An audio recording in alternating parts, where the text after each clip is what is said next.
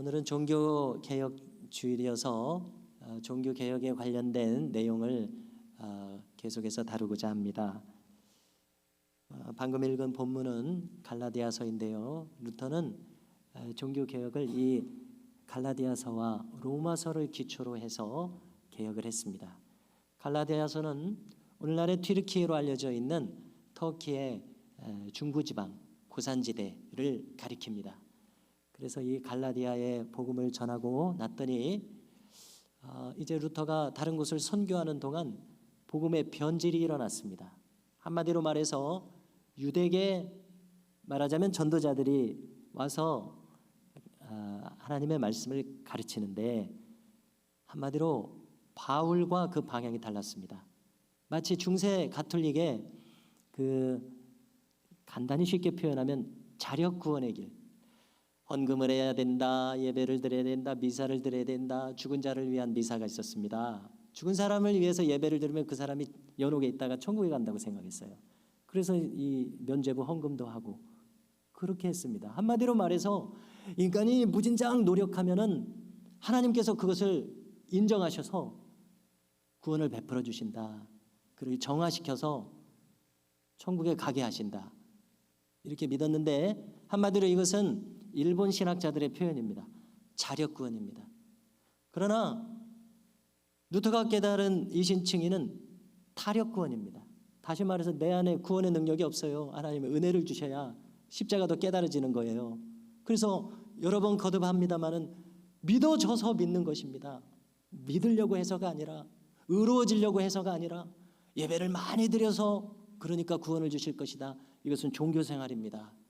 이것은 은혜의 생활이 아니요 복음의 생활이 아닙니다. 모든 공예배를 참석해야지.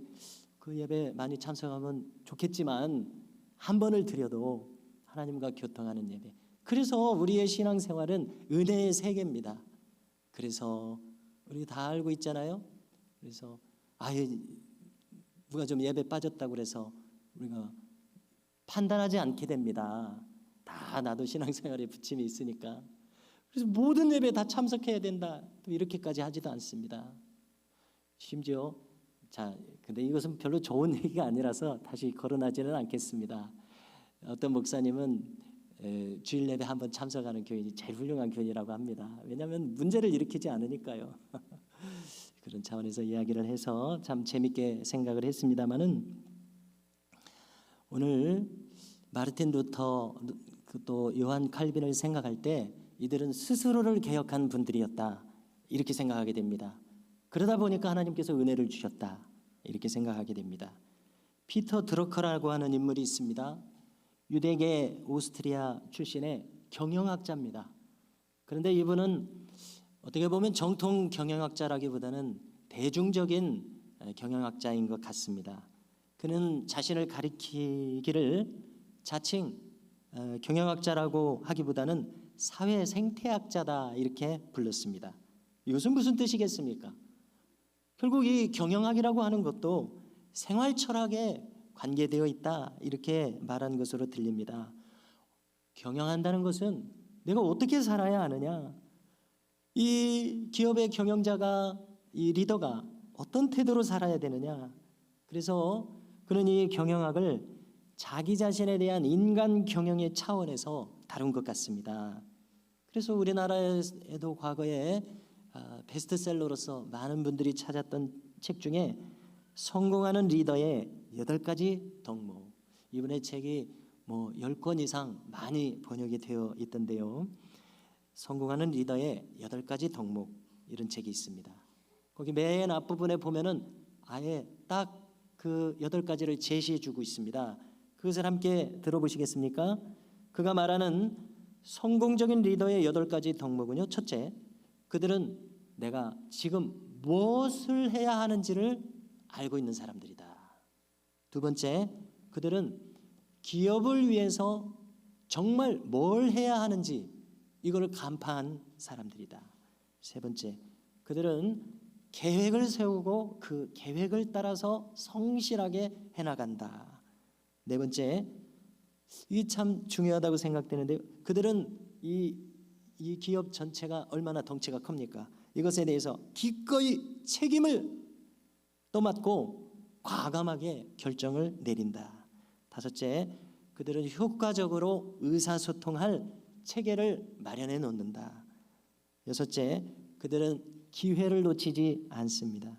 일곱째, 그들은 생산성 있는 회의 조직을 갖춥니다. 여덟 번째, 참 이게 재밌는 대목 같습니다. 그들은 항상 우리라고 말한다는 겁니다. 우리에 대해서 생각한다는 것입니다. 이기적인 사람들이 아니라는 거예요. 정말로 성공하는 사람들은요. 이렇게 대충 들어봤을 때 키워드가 좀 떠오릅니다. 목표, 책임, 결단, 소통, 우리라고 하는 공동의식으로 요약됩니다. 우리가 이 내용을 들었을 때 공감되는 부분이 많습니다. 성공 리더는 과감한 결단이 필요합니다. 적시에 또 그것에 대해서 기꺼이 책임질 이런 용기를 가졌습니다. 그리고 성공하는 리더는 결코 독단적이거나 자기만을 생각하는 이기적인 사람이 아니라 우리라고 하는 공동 운명을 생각할 수 있는 어떻습니까? 인간성이 제대로 되어 있는 사람, 인간적인 사람이구나, 이런 결론을 가지게 됩니다. 유대인의 탈무드에 많은 이야기들이 있는데요. 유대인의 말 중에 큰일 하는 사람이 큰 인물이다, 이런 말이 있습니다. 이 당연한 말 같기도 한데요. 그 내용을 한번 들어보십시오. 어떤 상인이 마차 한 대를 끌고 장사를 다녔습니다. 또 다른 상인이 있는데 이 사람은 마차를 여러 대를 끌고 장사를 다닙니다. 그런데 어느 날 폭설이 내렸습니다. 그래서 순식간에 길을 덮어버리니까 길이 없어져 버렸습니다. 이때 마차 한 대를 끌고 다니는 상인은 그만 길을 잃고서 숲속을 방황하고 있습니다. 그러나 마차를 여러 대 끌고 다니는 상인은 마차 한 대가 앞에 가면은 그 바퀴 자국을 따라서 다른 마차들이 뒤따라가면서 확실하게 길을 찾고 확실하게 길을 내주더라는 것입니다. 뒤에 따라오는 사람 길을 잃지 않게 하더라는 것입니다. 그래서 유대인들이 말하는 결론이 큰일 하는 사람이 큰 인물이다, 이렇게 이야기를 하는데요. 저는 이 이야기를 들으면서 큰일 하는 사람, 큰 인물은 큰 책임감 속에서 행하는 사람이다, 이렇게 생각을 해봤습니다. 이것을 종교 개혁자들의 상황과 그들의 행동했던 것과 비교를 해본다면 똑같은 맥락이 발견된다고 생각합니다. 종교 개혁자들은 가장 큰 문제를 외면하지 않았습니다.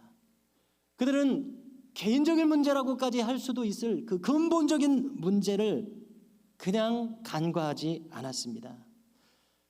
우리로서 함께 신앙생활하고 있는 내 주변에 사랑하는 사람들에게 고통을 주는 이 문제들을 그들은 가벼이 넘기지 않고 외면하지 않았습니다. 그들은 책임 있는 자들이었습니다. 책임을 느꼈습니다. 기꺼이 책임지는 용기를 가졌는데 종교개혁자들은 우리 내주는 강한 성의와 아까 찬송을 부른 것처럼 그들은 지금 우리는 이렇게 별 제약 없이 사실 백색 순교시대라는 말을 제가 최근에 거론했습니다마는 순교라는 말이 잘 느껴지지 않을 정도로 우리는 편안한 신앙생활 조건을 가지고 있습니다. 그러나 루터나 칼빈 또 성경의 바울은 그들은 생명을 담보로 한, 생명이 걸려있는 그런 신앙생활을 했음을 우리가 알 수 있습니다. 그야말로 사람들이 순교해 나가고 피가 터져서 죽어나가는 그러한 상황에서 신앙생활을 했습니다.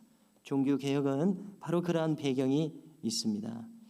이 마틴 브레이트라고 하는 독일의 루터 연구가의 책을 제가 접한 적이 있습니다. 석사 논문을 쓰기 위해서 접했는데 이렇게 두꺼워서 아이고 어느 세월에 이것을 읽나 하고 필요한 부분만 읽었는데요.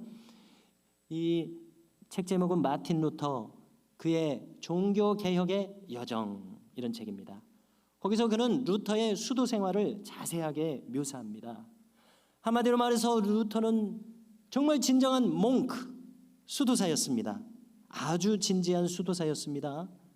그러나 또 조금 전에도 거론했던 것처럼 아무리 수도 생활을 진지하게 해도 그는 시원한 죄사함의 경험을 가지지 못합니다.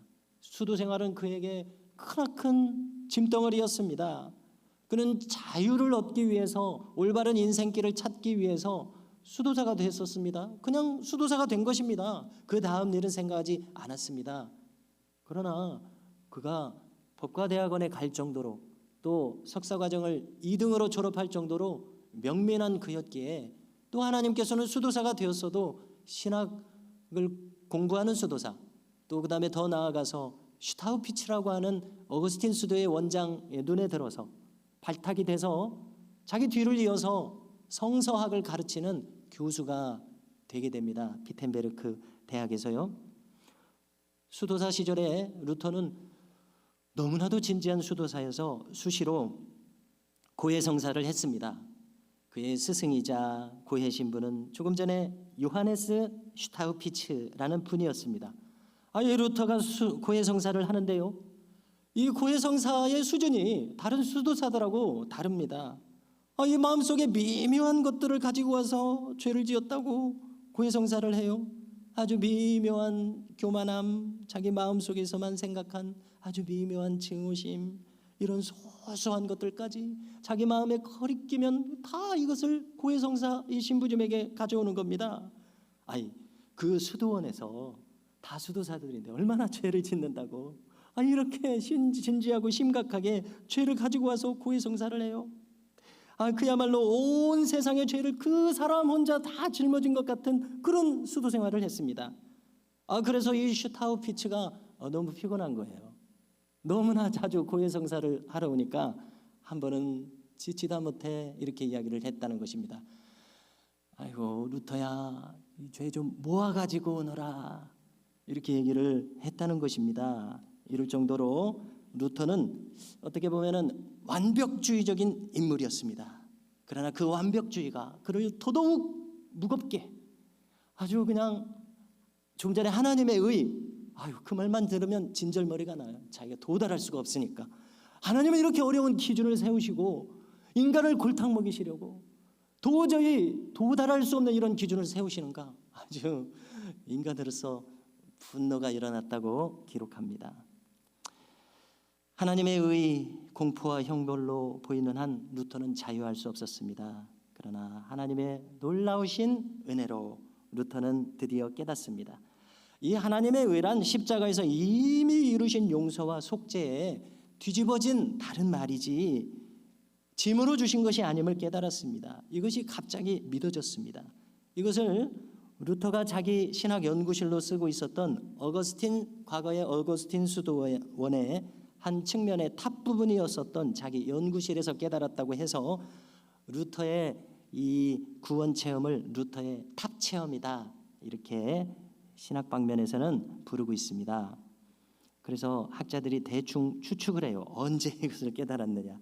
1513년에서 15년 사이였을 것이다. 그래서 저희 교회사 선생님이 얘기하세요. 누구라도 언제 루터가 이렇게 깨달았는지 그 시점을 정확하게 밝혀내면은 이 사람은 박사학위를 받을 것입니다, 이래요. 그러고서는 그러나 아직까지 밝혀낸 사람은 없습니다, 이렇게 얘기하세요. 저걸로는 박사학위를 못 받겠구나, 이렇게 생각했죠. 아무튼 루터는 이후로는 이 하나님의 의라는 이 단어가 그전에는 그렇게 무거운 짐이었는데 이제는 너무나도 달콤하게 만드는 천국문의 이 환영하는 문처럼 느껴졌다고 이야기를 합니다. 이렇게 은혜의 세계는 순식간에 사람을 구원의 세계로, 자유함의 세계로 바꿔놓습니다. 그러나 우리가 여기서 생각할 것이 하나 있습니다. 종교 개혁의 출발점이 되는 이 루터의 분명한 이 이신칭의의 체험, 믿어져서 믿는 이 십자가가 깨달아지는 참 자유는 어디 있는가, 이 예수님을 그대로 영접하는, 이 십자가를 그대로 의심 없이 영접하는, 여기에 자유가 있구나, 이 루터가 깨달았어요. 이 깨달음으로부터 종교개혁이 시작되었다는 얘기입니다. 바로 이 자기의 개인의 고유한 경험이 자기를 자유케 했고, 그리고 이 자유한 이 체험을 주변의 모든 사람들은 당시 중세 가톨릭 교회에서 억압당하고 있어요. 그래서 루터의 또 다른 논문에서는 교회의 바벨론 유수, 교회가 바벨론 포로를 당했던 유다 왕국처럼 교회가 전부 포로당해져 있다. 왜냐하면 전부 자력구원의 잘못된 길로 가고 있기 때문에, 값없이 주신 십자가의 은혜를 인간의 노력으로 대체시키고 있기 때문에, 바로 이 진리를 깨달아서 그는 이것을 그대로 묵과할 수 없었습니다. 그래서 비텐베르크 성교회 95개조 반박문을 내걸고 이것이 기화가 돼서 루터는 교황청의 종교재판에 회부됩니다. 그리고 당시 신성 로마 제국의 왕제는 카를 5세였었기 때문에 포름수 제국 의회에 소환되어서 그는 진술을 해야 됐습니다.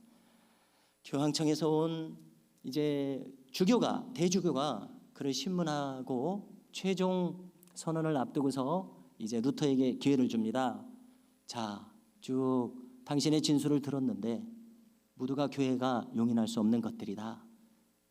자, 당신이 이후로도 계속 신부로서 활동하고 계속해서 교수로서 활동하고자 한다면 지금까지 했던 모든 주장을 철회하라. 그러면 당신을 더 이상 재판에 회부하지 않겠다 라고 합니다. 루터에게 최후의 기회를 줍니다. 그러자 루터가 이렇게 말합니다. 나는 두 가지에 의해서가 아니면 나의 주장을 철회하지 않겠습니다. 나는 첫째, 내 양심에 반해서, 둘째, 성경이 분명히 말씀하시는 것에 반해서 나는 철회할 수 없습니다. 그러고서는 우리에게 전해준 유명한 말을 남깁니다. 주여, 나를 불쌍히 여기소서. 제가 여기 서 있습니다. Here I stand. 제가 여기 서 있습니다. 롤란드 베인턴이라고 하는 생명의 말씀사에서 나온 루터 전기에 이와 같은 내용이 나옵니다. 여기서 거듭 거론하고자 하는 대목은 바로 이 대목입니다. 종교개혁은 자기 개혁으로부터 출발했습니다. 분명한 자기 경험이었습니다. 그렇기 때문에 속박 가운데 있는 이 우리에 속하는 주변의 모든 사랑하는 사람들을 위해서 그는 이 진리를 알리기를 원했습니다. 중세 가톨릭이 자력구원의 오도된 길로 끊임없이 사람들을 잘못 이끌고 있었기 때문에 그렇습니다. 그는 큰 책임 속에 있었습니다. 그리고 그것은 곧 자기 자신에 대한 책임이요, 자기 성실성에서 온 것이었습니다. 그리고 이것은 하나님과의 절대적인 관계에서 온 것이었습니다. 그러므로 루터는 그를 향한 회유에 굴복하지 않았습니다. 이렇게 루터는 하나님의 은혜라고 하는 이 진리에 반해서 그 어떤 것도 선택할 수 없었습니다. 오늘 말씀도 비슷합니다. 오늘 말씀에서 사도 바울은 무엇이라고 이야기합니까? 그리스도의 은혜로 너희를 부르신 이를 이같이 속히 떠나 다른 복음을 따르는 것을 내가 이상하게 여기노라 말합니다. 초반부에 거론한 것처럼 유대적 율법주의적 교사들이 와서 무슨 얘기냐? 예수님 십자가만 믿어서 구원받을 수 있는 것이 아니다. 그렇게 간단한 것이 아니다. 너희들도 유대인들처럼 모세의 율법을 다 지켜라. 모세의 율법이 얼마나 많이 있습니까? 그 율법을 세세하게 그들은 유대인들도 아닌데 튀르키예 사람들인데 헬라인들인데 그들이 그것을 다 지키라는 거예요. 어떻게 갑자기 지킵니까? 그래서 사도행전 15장에서 최초의 교회 회의에서 정해주기를 우상에게 절한 재물 먹지 말고 음행을 조심하고 이런 몇 가지, 세 가지만 제시해줘서 다른 율법 다 지킬 필요 없다. 또 그런 문화도 아니다. 그러나 이 세 가지만 분명하게 지켜라. 이것은 십계명으로 요약될 수 있는 그러한 그 요약된 기준이었습니다. 이렇게 해서 최소한의 기준만을 제시하고 신앙생활을 해나가고 있었는데 또 이렇게 복음에서 엇나간 사람들, 중세 가톨릭이 그랬다고 우리가 판단하게 되는데요. 바울 시대에도 있었습니다. 바울이 복음을 전하고 지나간 그곳에 이 다른 복음을 전합니다. 한마디로 율법을 지켜야 된다. 이렇게 무거운 짐을 줍니다. 그래서 7절에서 이야기합니다. 다른 복음은 없나니 다른 어떤 사람들이 너희를 교란하여 그리스도의 복음을 변하게 하려 함이라. 8절이 중요하게 생각됩니다. 그러나 우리나 혹은 하늘로부터 온 천사라도 우리가 너희에게 전한 복음 외에 다른 복음을 전하면 저주를 받을지어다. 이렇게 이야기합니다. 어떻습니까? 루터가 저주하는 마음으로 그들을 향해서 한 말은 분명 아닙니다. 저는 이렇게 해석합니다. 다른 복음, 그러니까 변질된 복음 속에서 살아간다면, 쉽게 말해서 율법주의를 제시해서 너희들이 그것을 잘도 받아들이는구나, 잘도 받아들여서 율법주의적인 그러한 종교생활로 너희들이 떨어져 버린다면 이것은 잘못된 길이다. 쉽게 말해서 자력구원의 길이다. 인간이 스스로 구원을 쟁취하려는 길이다. 이렇게 말합니다. 이 길은 저주를 받는 길이다. 스스로 저주를 자초하는 길이다. 저는 이렇게 이해를 합니다. 루터가 바울이 저주하는 마음이 있어서 저주하는 것이 아니라 그렇게 잘못된 길을 가다가는 저주를 받을 수밖에 없는 그런 길로 갈 것이다. 이렇게 이야기를 합니다.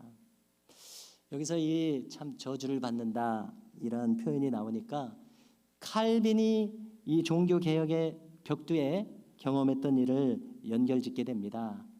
자, 칼빈은 그도 신앙의 자유를 찾아서 프랑스를 떠날 수밖에 없었습니다. 그도 법률을 공부하려고 했다가 신학으로 기울어지게 된 것 같습니다. 그래서 이제 공부를 하는데 아마 교수진들하고 가까운 관계가 있었던가 봅니다. 칼빈은 루터보다도 15년에서 20년 후배입니다. 한 세대 후배입니다. 그래서 루터의 이 개혁 사상을 접하게 됐어요. 접하게 되니까 이것이 자기가 읽어본 대로 성경적이에요. 그래서 20대 초반에 이미 이 복음을 받아들였습니다. 그래서 자기는 중세 가톨릭의 이 감옥에서 자칫 잘못하면 생활할 뻔했다. 이렇게 말을 남깁니다. 자, 왜 프랑스를 떠났어야 했냐면요, 그 프랑스 파리 대학의 총장이 취임 연설을 하게 되는데 이 총장님하고 가까웠던가 봐요. 그래서 총장님의 취임 연설문을 작성을 해줍니다. 그런데 이 작성하는 연설문이 개혁적이었습니다. 다시 말해서 루터식의 복음이 거기 들어가 있었고 중세 가톨릭을 거슬러서 말하는 내용이 들어가 있었습니다. 이것이 대학 관계자들과 황제의 귀에까지 들어갔습니다. 그래서 문제가 됐습니다. 체포령이 내려졌습니다. 순식간에 하룻밤 사이에 칼빈은 파리를 떠나서 도망가야 했습니다. 개혁 사상을 가진 것이 그렇게 위험합니다. 그래서 프랑스 사람들이 박해를 받아서 프랑스를 떠난 사람들을 위그노라고 합니다. 스위스 제네바로 흘러들어갔습니다. 그래서 칼빈도 스위스 제네바로 흘러들어갔습니다. 그런데 자기는 어지럽게 생활하지 않고 시골에서 조용히 생활하고 싶었어요. 그래서 스트라스부르크라고 하는 프랑스 북부 지방에 독일 인접한 그 도시로, 그 시골로 자기는 낙향하고 싶었습니다. 거기서 조용히 살아야지, 황제가 체포하지 않도록 성경 연구해서 책이나 쓰고 이렇게 살아야지라고 그렇게 마음을 먹고 있었는데, 가만히 보니까 제네바에 기욤 파렐이라고 하는 인물이 있습니다. 한 세대 위에 선배입니다. 아버지 뻘입니다. 가만히 보니까 인사를 나누고 보니까 칼빈이 기독교 강요를 썼어요. 27의 기독교 강요를 썼습니다. 그러니까 이 놀라운 책을 쓴 젊은이에요. 이 인물이 교회에 큰 기여를 할 것 같아요. 그래서 칼빈을 붙들었습니다. 그래서 여기서 이제 제네바에서 함께 하나님 나라를 이루자, 여기서 바른 교회를 세워보자, 이렇게 합니다. 그러니까 이 칼빈이 가만히 보니까 피곤하게 생겼어요. 이 개혁자들하고 함께 있다가는 인생이 피곤하게 생겼어요. 그래서 아닙니다. 저는 사양하겠습니다. 저는 그런 인물이 못 됩니다. 저는 저 시골에 가서 공부하고 이렇게 또 책을 써서 내고 이것을 그냥 저에게 주어진 삶으로 저는 받아들이고 있습니다. 이렇게 이야기하니까 파렐이라고 하는 사람, 이렇게 무서운 사람이 있어야 돼요. 당장 버럭 화를 내면서 이렇게 전 세계가 이렇게 잘못된 가르침으로 고통을 당하고 있는데 자기 혼자만 살겠다고, 자기 혼자만 편하겠다고, 자기 살 길 찾아서 가겠다고, 어디 한번 두고 보세. 자네 인생을 하나님이 축복하지 않으실 거네. 자네 인생에 저주가 찾아올 것이네. 이렇게 얘기를 해요. 이렇게 세게 얘기하는 분들이 있습니다. 그러니까 가만히 생각해 보니까 칼빈이 마음이 갑자기 벌렁벌렁하면서 아니 하나님이 나를 저주하신다고? 하나님이 나만을 위한 삶을 축복하지 않으신다고? 이렇게 생각하게 됐습니다. 그래서 무서워가지고 스트라스부르크로 도망가지 못하고 제네바에서 붙들려가지고 파렐과 함께 개혁을 일으켰는데 마틴 루터보다도 더 역사적으로 길게 그리고 더 넓게 영향을 미쳐서 오늘 우리 그 장로교회도 이 칼빈의 영향권 안에 있는 것 아닙니까? 그는 더 조직적이고 더 내용을 발전시킨 그러한 인물이었습니다. 지금 나는 루터와 칼빈을 생각해 보십시오. 그들은 많은 책임을 진 사람들이었습니다. 자기를 개혁한 사람들이었습니다. 세상을 개혁하기에 앞서서 스스로가 하나님 앞에서 바로 서기로 끊임없이 하나님을 찾은 사람들이었습니다. 자, 이 앞선 믿음의 선진들의 행로를 우리가 생각할 때 우리의 신앙생활은 어떻게 펼쳐져 나가야 할지 한 기준을 얻게 된다고 생각합니다. 오늘 주어진 본문에서 한 가지 단서를 결론으로 함께 취하고자 합니다. 8절을 읽어드리겠습니다. 그러나 우리나 혹은 하늘로부터 온 천사라도 우리가 너희에게 전한 복음에 다른 복음을 전하면 저주를 받을지어다. 저주하는 말이 아니라 저주가 찾아올 수밖에 없다.